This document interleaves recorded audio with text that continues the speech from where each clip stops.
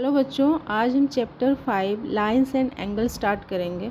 तो इस एक्सरसाइज को अच्छे से समझने और सॉल्व करने के लिए ज़रूरी है कि आप लोगों को एंगल के बारे में बेसिक नॉलेज हो। तो सबसे पहले एंगल के बारे में थोड़ा जान लेते हैं।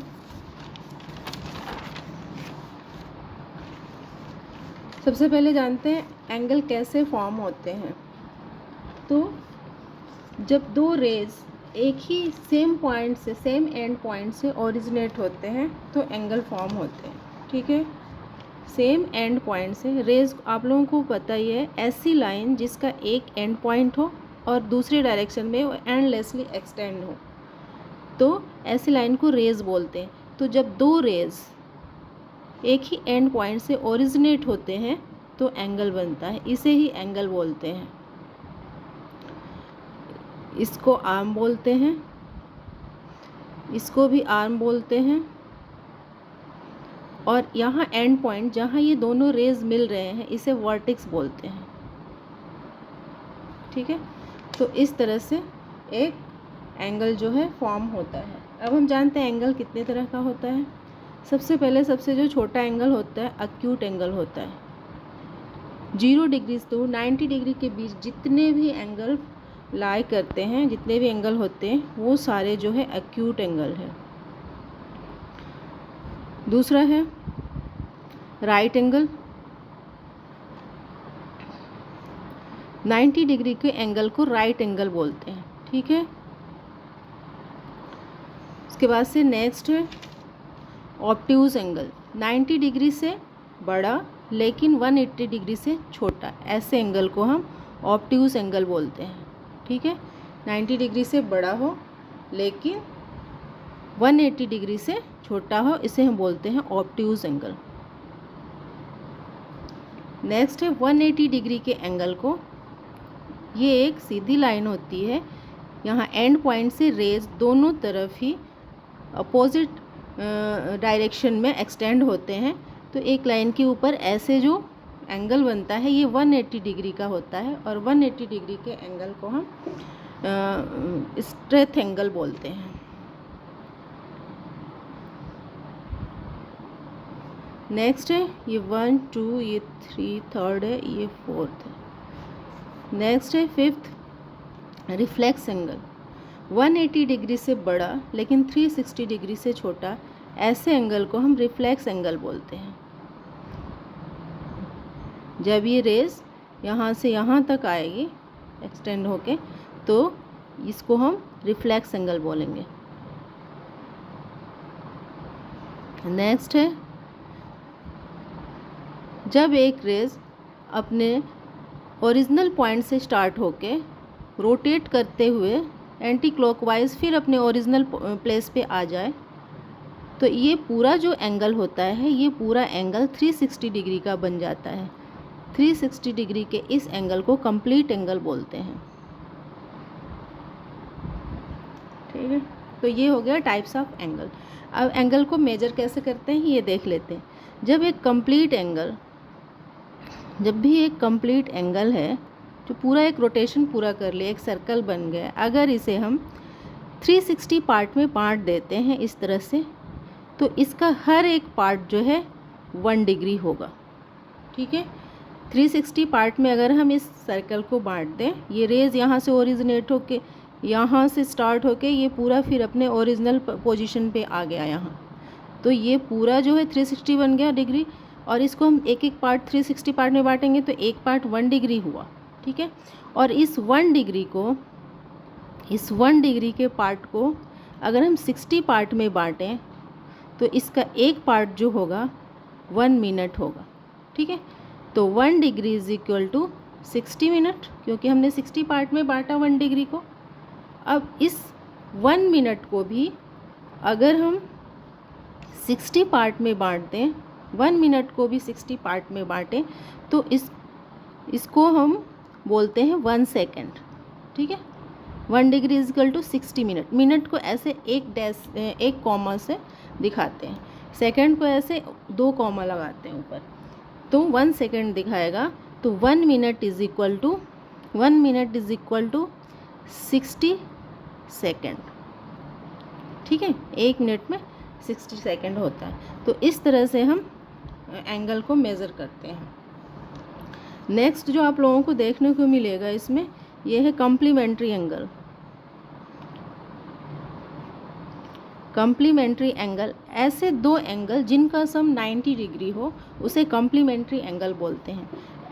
एग्जाम्पल के लिए, अगर angle A is equal to 30 degree and angle B is equal to 60 degree, तो angle A plus angle B is equal to 90 degree.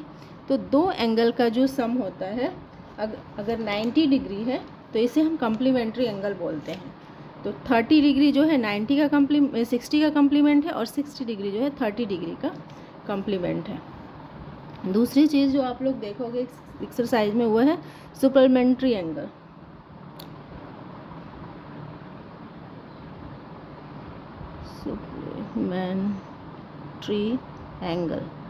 Supplementary angle, जब दो एंगल का सम 180 डिग्री हो तो उसे सप्लीमेंट्री एंगल बोलते हैं।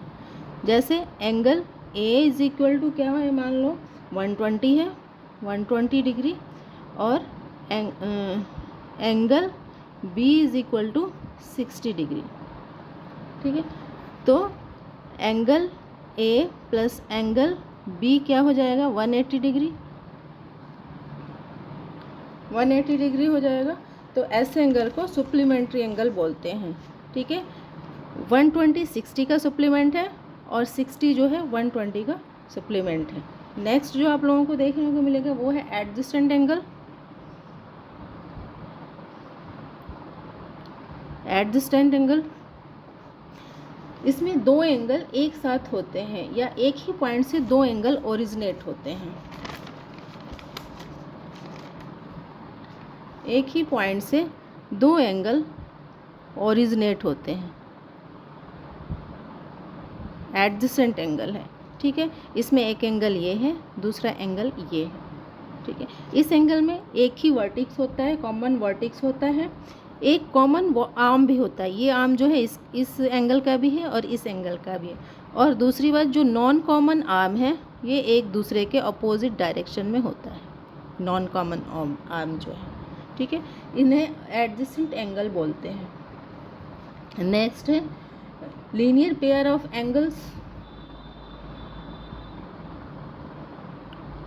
Pair of angles, linear pair of angles, ये आप लोगों को वर्ड बार बार सुनने को मिलेगा। ये भी एडजेसेंट एंगल ही है।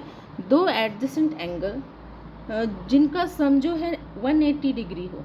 ठीक है, जो दो एडजेसेंट एंगल जिनका सम जो है 180 डिग्री हो उन्हें लीनियर पेयर ऑफ एंगल बोलते हैं। इसमें क्या होता है, दोनों जो नॉन कॉमन आर्म होते हैं, वो एक सीधी लाइन में एक दूसरे के अपोजिट डायरेक्शन में एक्सटेंड करते हैं और इस पे जो है एक रेज आके गिरती है। तो एक ये हो गया, एक एंगल ये हो गया। ठीक है, तो इन दोनों का सम 180 डिग्री होता है। तो ये दोनों क्या है, linear pair of angle. Non common arm एक दूसरे के अपोजिट डायरेक्शन में एक्सटेंड करता है, ये इधर एक्सटेंड कर रहा है, ये इधर एक्सटेंड कर रहा है, और एक कॉमन आर्म जो है इनके बीच में आके गिरता है। इन दोनों का सम 180 डिग्री होता है। एक लाइन के एक साइड जो भी एंगल बनता है वो टोटल 180 डिग्री का ही होता है।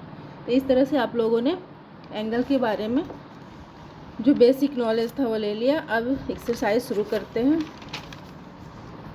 एक्सरसाइज 5A, ये आप लोगों का पहला question, right the complement of each of the following angles. अब इन सब के कॉम्प्लीमेंट बताना है। हमें पता है कि कॉम्प्लीमेंट एंगल दो एंगल होते हैं जिनका सम जो है 90 डिग्री होता है। तो इसमें एक एंगल दिया हुआ है 34, तो 90 से एक 34 है, तो दूसरा क्या है ये हमें बताना है इसमें। तो फर्स्ट है कॉम्प्लीमेंट ऑफ 34 बताना है। मेंट of 34 degree is equal to 90 degree minus 34 degree is equal to 56 degree. ठीक है, एक 34 है, दूसरा 56 है। दूसरा है 89 का कॉम्प्लीमेंट बताना है। Complement of 89 degree. तो 90 degree minus 89 degree is equal to 1 degree. 1 degree 89 का कॉम्प्लीमेंट है और 89 डिग्री 1 डिग्री का कॉम्प्लीमेंट है। तीसरा है कॉम्प्लीमेंट ऑफ 25 डिग्री। तो 90 degree minus 25 degree is equal to हो जाएगा 65 डिग्री। फोर्थ है complement of 1/3 of a right angle. Complement of 1/3 of a right angle. तो complement of 1/3 of right angle क्या होगा? Complement of 1/3 1/3 of right angle है 90 degree. ठीक है, right angle क्या है? 90 डिग्री। 1/3 ऑफ 90 डिग्री, तो ये हो जाएगा is equal to 30 degree.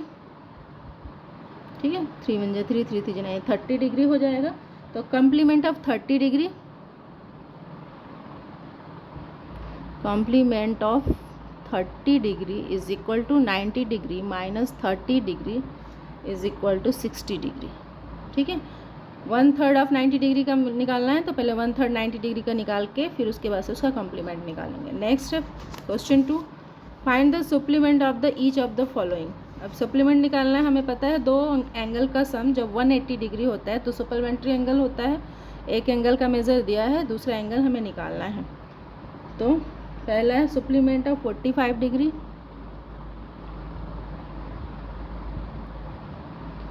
Supplement of 45 degree is equal to 180 degree minus 45 degree is equal to 135 degree.